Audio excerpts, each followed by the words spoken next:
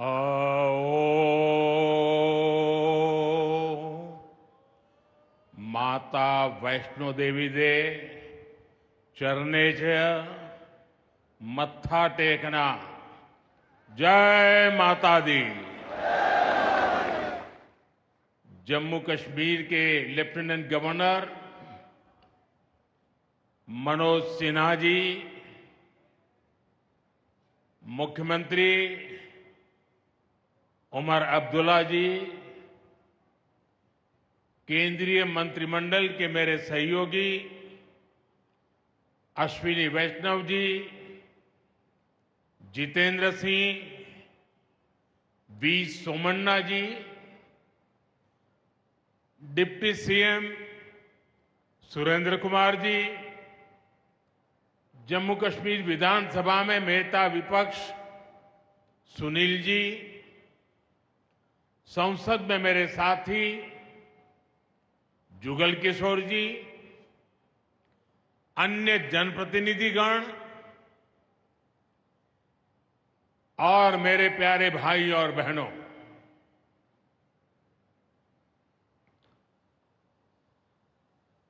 वीर जोरावर सिंह जी की ये भूमि है। मैं धरती को प्रणाम करता हूं। साथियों, आज का ये कार्यक्रम भारत की एकता और भारत की इच्छा शक्ति का विराट उत्सव है।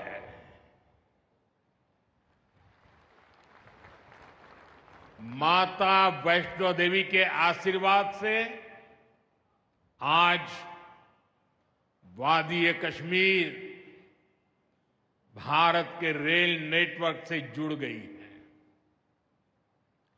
मां भारती का वर्णन करते हुए हम श्रद्धा भाव से कहते आए हैं, कश्मीर से कन्याकुमारी। ये अब रेलवे नेटवर्क के लिए भी हकीकत बन गया है। उधमपुर, श्रीनगर, बारामूला, ये रेल लाइन प्रोजेक्ट ये सिर्फ नाम नहीं है, ये जम्मू कश्मीर के नए सामर्थ्य की पहचान है। भारत के नए सामर्थ्य का जयघोष है। थोड़ी देर पहले मुझे चिनाब ब्रिज और अंजी ब्रिज का लोकार्पण करने का अवसर मिला है। आज ही 2 नई वंदे भारत ट्रेनें जम्मू कश्मीर को मिली है। यहां जम्मू में नए मेडिकल कॉलेज का शिलान्यास हुआ है। 46,000 करोड़ रुपए के प्रोजेक्ट्स जम्मू और कश्मीर के विकास को नई गति देंगे। मैं आप सभी लोगों को विकास के नए दौर के लिए बहुत बहुत बधाई देता हूं। साथियों, जम्मू कश्मीर की अनेक पीढ़ियां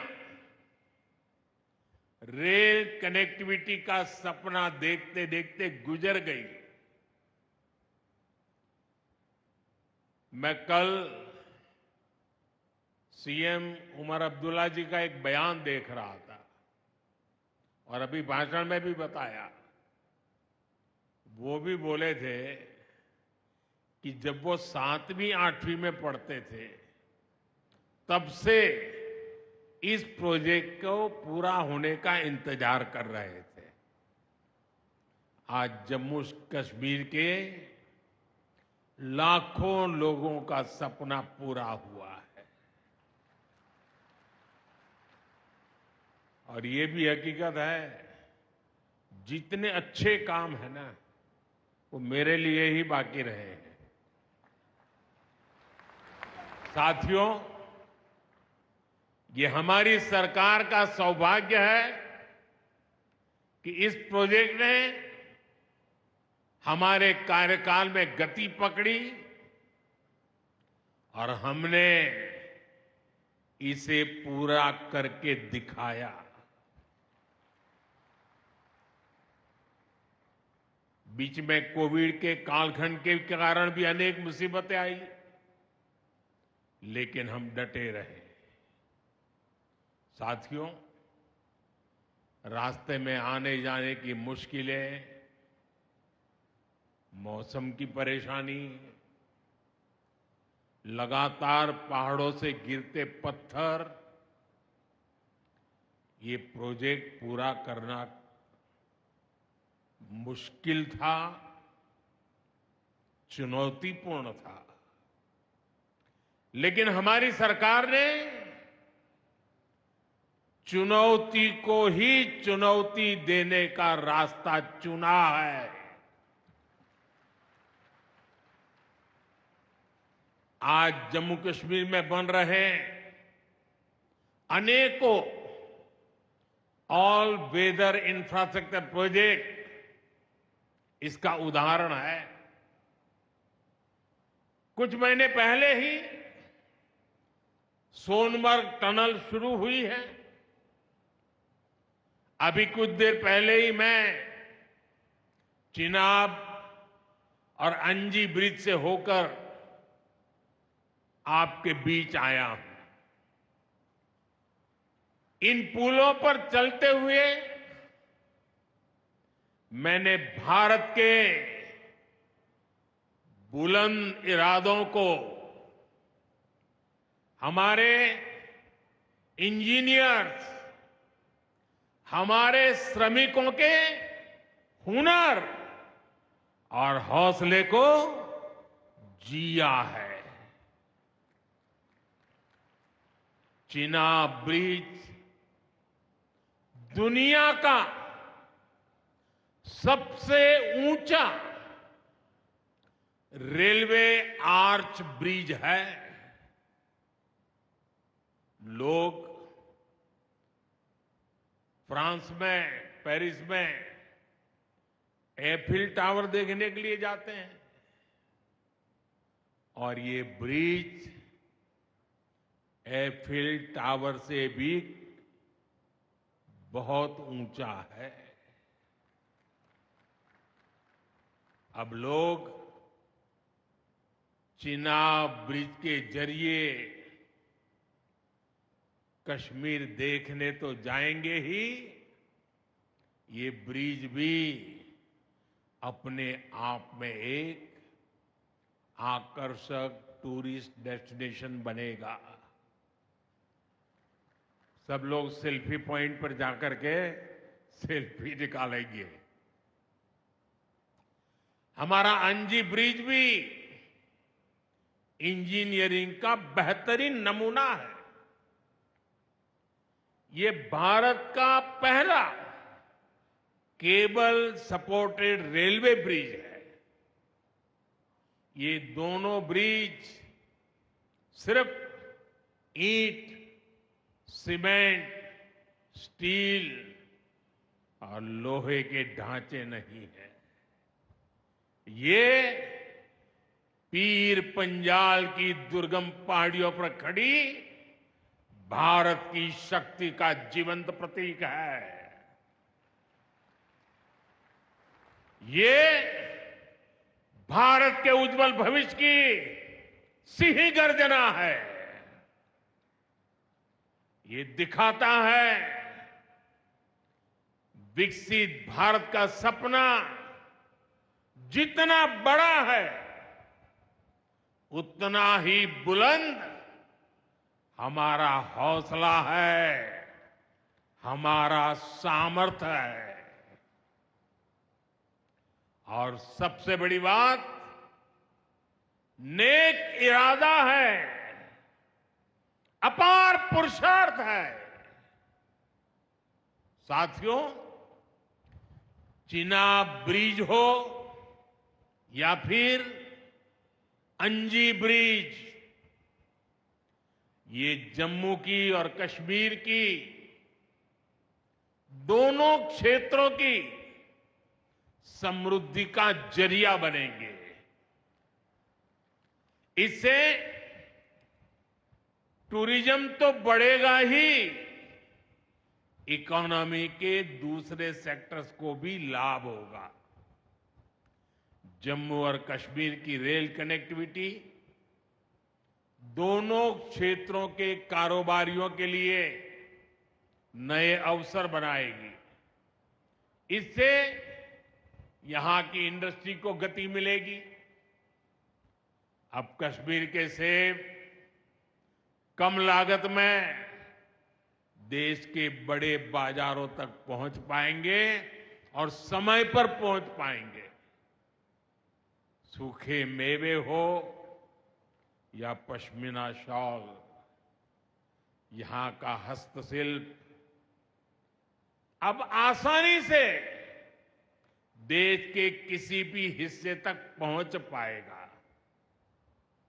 इससे जम्मू कश्मीर के लोगों को देश के दूसरे हिस्सों में आना जाना भी बहुत आसान होगा। साथियों, मैं यहां संगलदान के एक स्टूडेंट का अखबार में कमेंट पढ़ रहा था। उस स्टूडेंट ने कहा कि उसके गांव के उन्हीं लोगों ने अब तक ट्रेन नहीं देखी थी जो गांव से बाहर गए। गांव के ज्यादातर लोगों ने ट्रेन का सिर्फ वीडियो ही देखा था। उन्हें अब तक यकीन ही नहीं हो रहा कि असली ट्रेन उनकी आंखों के सामने गुजरेगी। मैंने ये भी पढ़ा कि बहुत से लोग ट्रेनों के आने जाने का टाइम याद कर रहे हैं। एक और बिटिया ने बड़ी अच्छी बात कही। उस बिटिया ने कहा, अब मौसम तय नहीं करेगा कि रास्ते खुलेंगे या बंद रहेंगे। अब ये नई ट्रेन सेवा हर मौसम में लोगों की मदद करती रहेगी। साथियों, जम्मू कश्मीर मां भारती का मुकुट है। ये मुकुट एक से बढ़कर एक खूबसूरत रत्नों से जड़ा हुआ है। ये अलग अलग रत्न जम्मू कश्मीर का सामर्थ्य है। यहां की पुरातन संस्कृति, यहां के संस्कार, यहां की आध्यात्मिक चेतना, प्रकृति का सौंदर्य, यहां की जड़ी बूटियों का संसार, फलों और फूलों का विस्तार, यहां के युवाओं में, आप लोगों में जो टैलेंट है वो मुकुट मणि की तरह चमकता है। साथियों, आप भली भांति जानते हैं, मैं दशकों से जम्मू और कश्मीर आता जाता रहा। इंटीरियर इलाकों में मुझे जाने का, रहने का अवसर मिला है। मैंने इस सामर्थ्य को लगातार देखा है, महसूस किया है, और इसलिए मैं पूरे समर्पण भाव के साथ जम्मू कश्मीर के विकास में जुटा हूं। साथियों, जम्मू कश्मीर भारत की शिक्षा और संस्कृति का गौरव रहा है। आज भारत दुनिया के बड़े नॉलेज हब में से एक हमारा जम्मू कश्मीर बन रहा है, तो इसमें जम्मू कश्मीर की भागीदारी भी भविष्य में भी बढ़ने वाली है। यहां आईआईटी, आईआईएम, एम्स और नीट जैसे संस्थान है। जम्मू और श्रीनगर में सेंट्रल यूनिवर्सिटीज हैं। जम्मू और कश्मीर में रिसर्च इकोसिस्टम का भी विस्तार हो रहा है। साथियों, यहां पढ़ाई के साथ साथ दवाई के लिए भी अभूतपूर्व काम हो रहा है। बीते कुछ सालों में ही 2 स्टेट लेवल के कैंसर संस्थान बने हैं। पिछले 5 वर्षों में यहां 7 नए मेडिकल कॉलेज शुरू किए गए हैं। आप भी जानते हैं, जब मेडिकल कॉलेज खुलता है तो उससे मरीजों के साथ ही उस क्षेत्र के युवाओं को भी सबसे ज्यादा फायदा मिलता है। जम्मू कश्मीर में अब एमबीबीएस की सीटों की संख्या 500 से बढ़कर 1300 तक पहुंच गई है। मुझे खुशी है कि अब रियासी जिले को भी नया मेडिकल कॉलेज मिलने जा रहा है। Shri Mata Vaishno Devi institute of medical excellence, ये आधुनिक अस्पताल तो है, ये दान पुण्य करने की हमारी जो संस्कृति है उसका भी उदाहरण है। इस मेडिकल कॉलेज को बनाने में जो राशि लगी है उसके लिए भारत के कोने कोने से माता वैष्णो देवी के चरणों में आने वाले लोगों ने दान दिया हुआ है। मैं श्री माता वैष्णो देवी श्राइन बोर्ड को, उनके अध्यक्ष मनोज जी को इस पवित्र कार्य के लिए बहुत बहुत शुभकामनाएं देता हूं। इस अस्पताल की क्षमता भी 300 बेड से बढ़कर 500 बेड की जा रही है। कटरा में माता वैष्णो देवी के दर्शन करने आने वाले लोगों को भी इससे बहुत सहूलियत रहने वाली है। साथियों, केंद्र में भाजपा एनडीए की सरकार को अब 11 साल हो रहे हैं। ये 11 साल गरीब कल्याण के नाम समर्पित रहे हैं। प्रधानमंत्री आवास योजना से 4 करोड़ गरीबों का पक्के घर का सपना पूरा हुआ है। उज्ज्वला योजना से 10 करोड़ रसोइयों, उसमें धुएं का अंत हुआ है। हमारी बहनों को, बेटियों को उनकी सेहत की रक्षा हुई है। आयुष्मान भारत योजना से 50 करोड़ गरीबों को 5 लाख रुपए तक का मुफ्त इलाज मिला है। प्रधानमंत्री गरीब कल्याण अन्न योजना से हर थाली में भरपेट अनाज सुनिश्चित हुआ है। जनधन योजना से पहली बार 50 करोड़ से ज्यादा गरीबों के लिए बैंक का दरवाजा खुला है।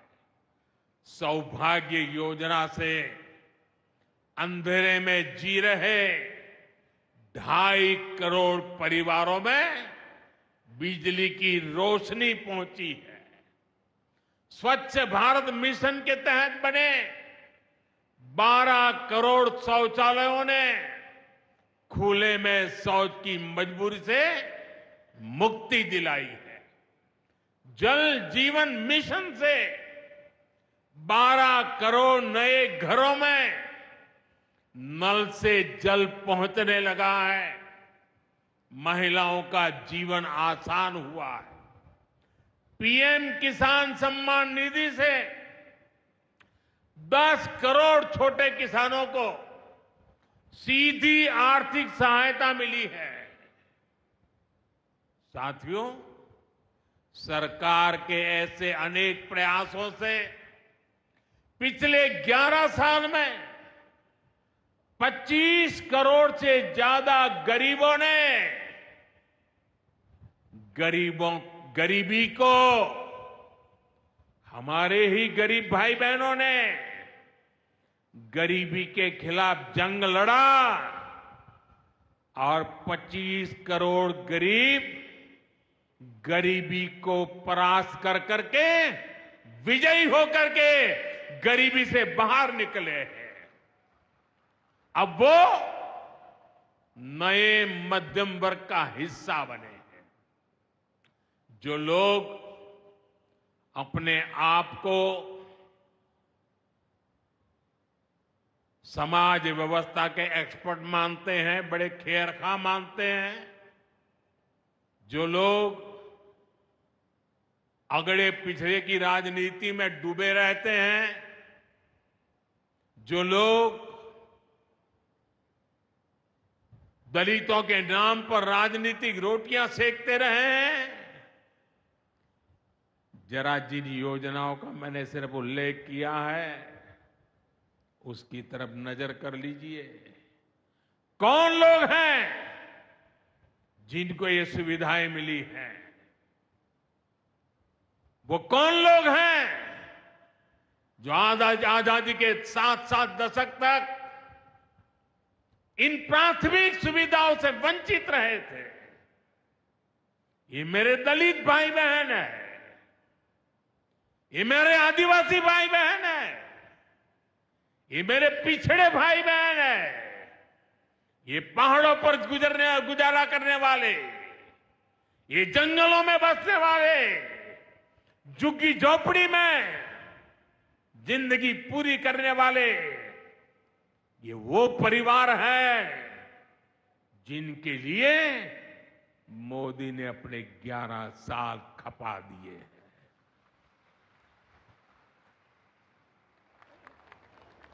केंद्र सरकार का प्रयास है कि गरीबों को, नए मध्यम वर्ग को ज्यादा से ज्यादा ताकत दे। 1 रैंक 1 पेंशन हो, 12 लाख रुपए तक की सैलरी को टैक्स फ्री करना हो, घर खरीदने के लिए आर्थिक सहायता देना हो, सस्ती हवाई यात्रा के लिए मदद देनी हो, हर तरह से सरकार गरीब और मध्यम वर्ग के साथ कंधे से कंधा मिलाकर चल रही है। साथियों, गरीबों को गरीबी से मुक्ति पाने के लिए उनका मदद करना, लेकिन ईमानदारी से जीने वाले, देश के लिए समय समय पर टैक्स देने वाले मध्यम वर्ग की ताकत बढ़ाना, इसके लिए भी आजादी में पहली बार इतना काम हुआ है जो हमने करके दिखाया है। साथियों, हम अपने यहां नौजवानों के लिए लगातार रोजगार के नए अवसर बढ़ा रहे हैं और इसका एक अहम जरिया है टूरिज्म। टूरिज्म से रोजगार मिलता है,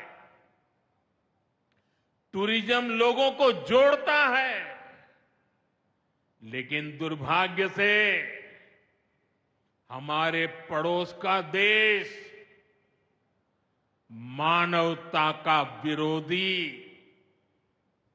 मेलजोल का विरोधी, टूरिज्म का विरोधी, इतना ही नहीं, वो ऐसा देश है जो गरीब की रोजी रोटी का भी विरोधी है।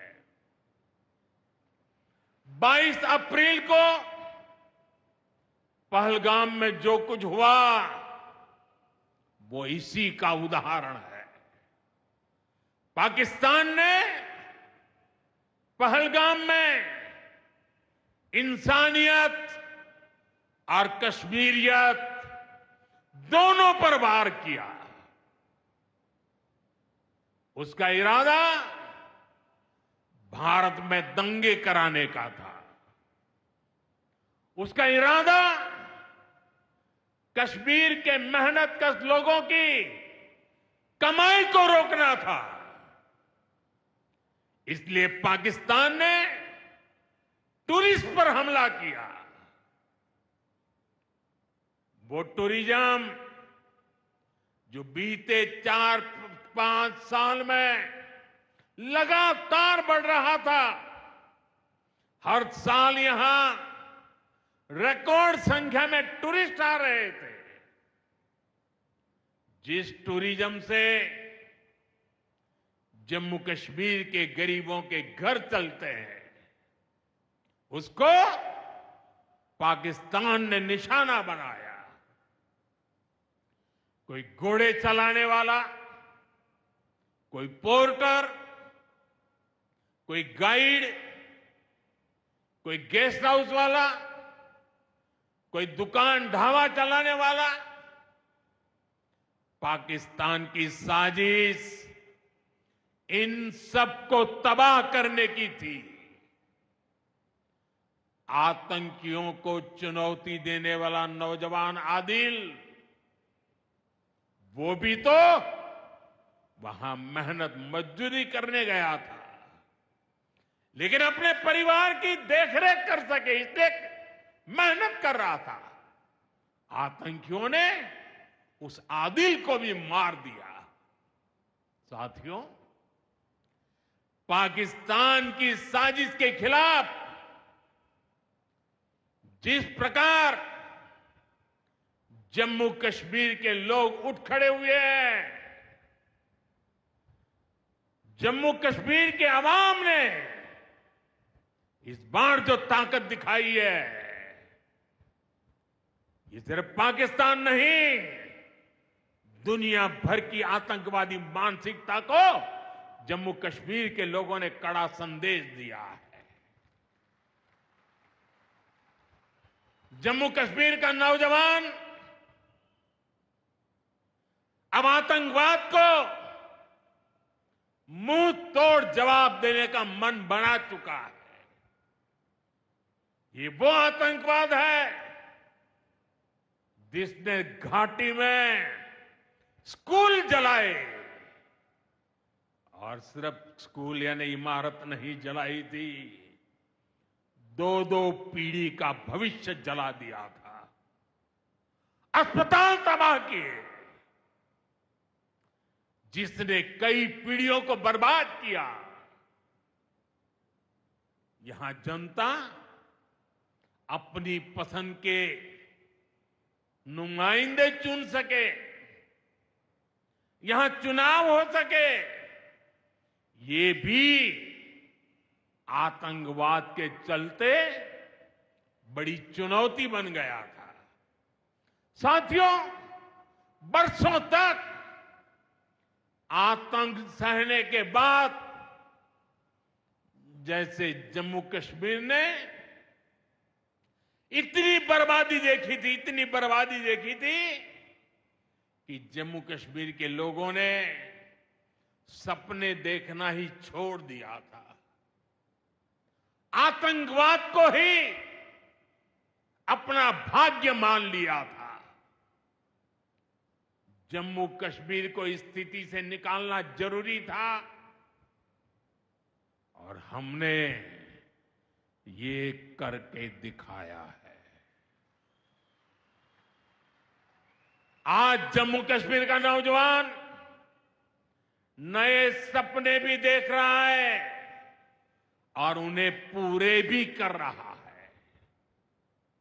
अब कश्मीर का नौजवान बाजारों को, शॉपिंग मॉल्स को, सिनेमा हॉल को गुलजार देख करके खुश है।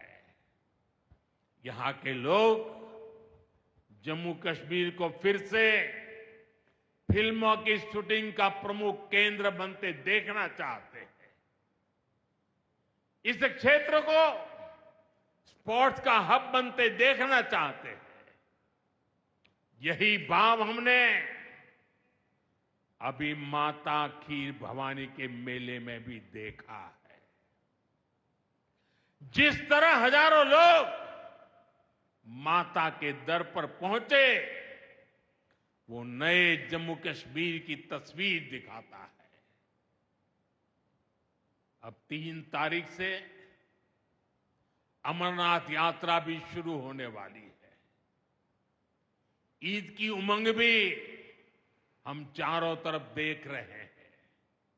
विकास का जो वातावरण जम्मू कश्मीर में बना था, वो पहलगाम के हमले से डिगने वाला नहीं है। जम्मू कश्मीर के आप सभी लोगों को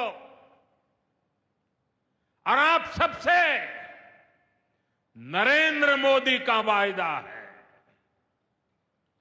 मैं यहां विकास को रुकने नहीं दूंगा। यहां के नौजवानों को सपने पूरा करने से कोई भी बाधा अगर रुकावट बनती है, तो उस बाधा को पहले मोदी का सामना करना पड़ेगा। साथियों, आज 6 जून है। याद कीजिए, 1 महीने पहले, ठीक 1 महीने पहले 6 मई की वो रात पाकिस्तान के आतंकियों पर कयामत बरसी थी।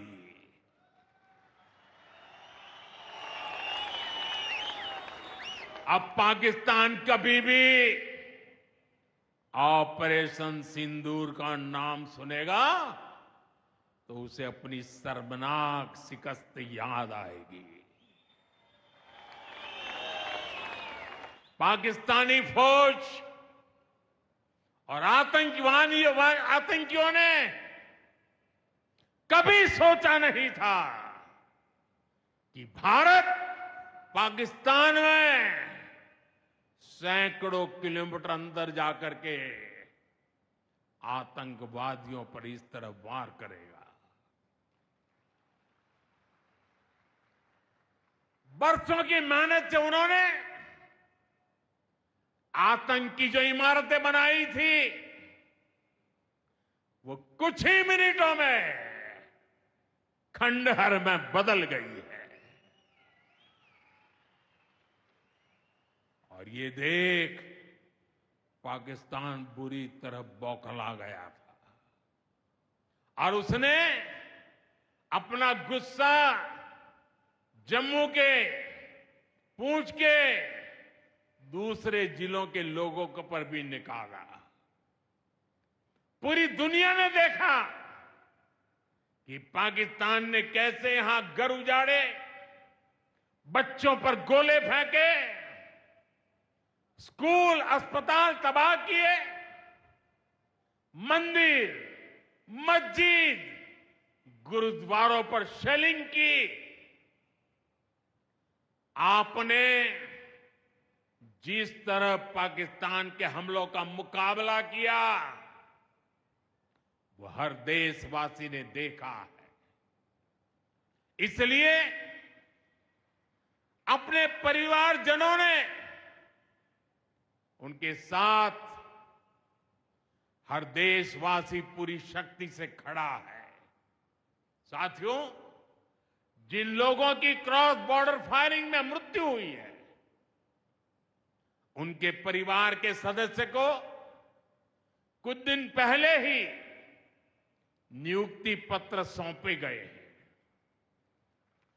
शेलिंग से प्रभावित 2000 से ज्यादा परिवारों की तकलीफ भी हमारी अपनी तकलीफ है। इन परिवारों को शेलिंग के बाद अपने घर की मरम्मत के लिए आर्थिक मदद दी गई थी। अब केंद्र सरकार ने ये तय किया है कि इस मदद को और बढ़ाया जाए। आज के इस कार्यक्रम में मैं इसकी भी जानकारी आपको देना चाहता हूं। साथियों, जिन घरों में बहुत ज्यादा नुकसान हुआ है उन्हें अब 2 लाख रुपए और जो घर आंशिक रूप से क्षतिग्रस्त हुए उन्हें 1 लाख रुपए की सहायता अलग से दी जाएगी, अतिरिक्त दी जाएगी। यानी अब उन्हें पहली बार की मदद के बाद ये एक्स्ट्रा धनराशि मिलेगी। साथियों, हमारी सरकार बॉर्डर किनारे बसे लोगों को देश का प्रथम प्रहरी मानती है। बीते दशक में सरकार ने बॉर्डर के जिलों में विकास और सुरक्षा के लिए अभूतपूर्व काम किया है। इस दौरान करीब 10,000 नए बंकर्स बनाए गए हैं। इन बंकरों ने ऑपरेशन सिंदूर के बाद बने हालात में लोगों का जीवन बचाने में बड़ी मदद की है। मुझे बताते हुए खुशी है कि जम्मू और कश्मीर डिवीजन के लिए 2 बॉर्डर बटालियन बनाई गई है। 2 वुमेन बटालियन बनाने का भी काम पूरा कर लिया गया है। साथियों, हमारा जो इंटरनेशनल बॉर्डर है उसके पास जो बहुत दुर्गम इलाके हैं वहां भी सैकड़ों करोड़ रुपया खर्च करके नया इंफ्रा बनाया जा रहा है। कठुआ से जम्मू हाईवे को 6 लेन का एक्सप्रेसवे बनाया जा रहा है। अखनूर से पुंछ हाईवे का भी चौड़ीकरण किया जा रहा है। वाइब्रेंट विलेज प्रोग्राम के तहत भी बॉर्डर के गांवों में विकास के काम को और गति दी जा रही है। जम्मू कश्मीर के 400 ऐसे गांव जहां ऑल वेदर कनेक्टिविटी नहीं थी, उन्हें 1800 किलोमीटर की नई सड़कें बिछाकर जोड़ा जा रहा है। इस पर भी सरकार 4,200 करोड़ रुपए से ज्यादा खर्च करने जा रही है। साथियों, आज मैं जम्मू कश्मीर के आप लोगों से, खासकर यहां के नौजवानों से एक विशेष आग्रह भी करने आया हूं और जम्मू कश्मीर की धरती से मैं देश को भी आग्रह करना चाहता हूं। आपने देखा है कि कैसे ऑपरेशन सिंदूर ने आत्मनिर्भर भारत की ताकत दिखाई है। आज दुनिया भारत के डिफेंस इकोसिस्टम की चर्चा कर रही है और इसके पीछे एक ही कारण है, हमारी सेनाओं का मेक इन इंडिया पर भरोसा। सेनाओं ने जो कर दिखाया, अब वही हर भारतवासी को दोहराना है। इस साल के बजट में हमने मिशन मैन्युफैक्चरिंग की घोषणा की है। इस मिशन के तहत सरकार मैन्युफैक्चरिंग को नई उड़ान देने का काम कर रही है। मैं जम्मू कश्मीर के युवाओं से कहूंगा, आइए इस मिशन का हिस्सा बनिए। देश को आपकी आधुनिक सोच चाहिए, देश को आपके इनोवेशन की जरूरत है। आपके आइडिया, आपकी स्किल भारत की सुरक्षा को, भारत की अर्थव्यवस्था को नई ऊंचाई देंगे। पिछले 10 वर्षों में भारत एक बड़ा डिफेंस एक्सपोर्टर बना है। अब हमारा लक्ष्य है दुनिया के टॉप डिफेंस एक्सपोर्टर्स में भारत का नाम भी शामिल हो।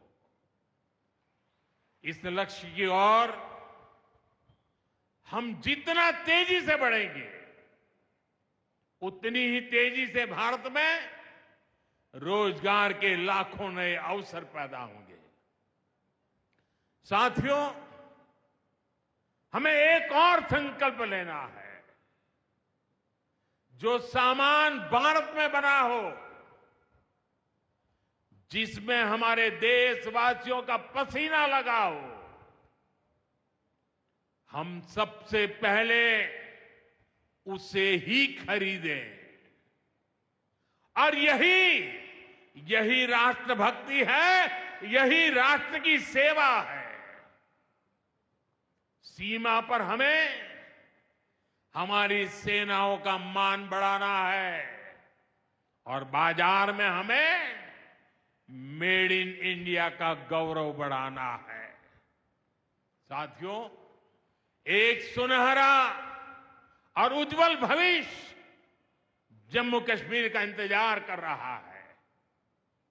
केंद्र सरकार और यहां की सरकार मिलकर विकास के कार्यों में जुटे हैं, एक दूसरे को सहयोग कर रहे हैं। शांति और खुशहाली के जिस रास्ते पर हम आगे बढ़ रहे हैं, हमें उसे लगातार मजबूत करना है। मां वैष्णो देवी के आशीर्वाद से विकसित भारत, विकसित जम्मू कश्मीर का ये संकल्प सिद्धि तक पहुंचे, इसी कामना के साथ आप सभी को फिर से ये ढेर सारे विकास के प्रोजेक्ट के लिए और एक से बढ़कर एक शानदार प्रोजेक्ट के लिए मैं बहुत बहुत बधाई देता हूं। दोनों मुट्ठी बंद करके पूरी ताकत से मेरे साथ बोलिए, भारत माता की। आवाज हिंदुस्तान के हर कोने में गूंजनी चाहिए। भारत माता की, भारत माता की, भारत माता की, भारत माता की। बहुत बहुत धन्यवाद।